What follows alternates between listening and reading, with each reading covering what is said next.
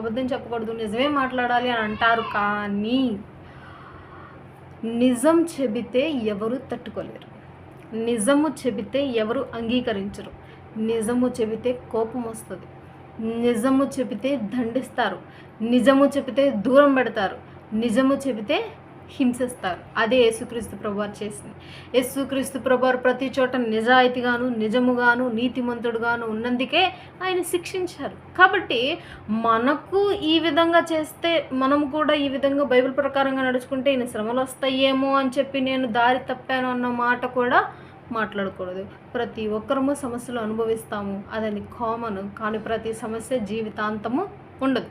కాబట్టి ప్రసంగి అయినటువంటి, జ్ఞాని అయినటువంటి సొలొమోను గారు మనకు తెలియజేసేటువంటి మాట, మన నోటిని ఎప్పుడు అదుపులో పెట్టుకోండి, ఏ విషయంలోనైనా జాగ్రత్తగా మాట్లాడుటకు త్వరపడదాం. అందరికీ వందనాలు.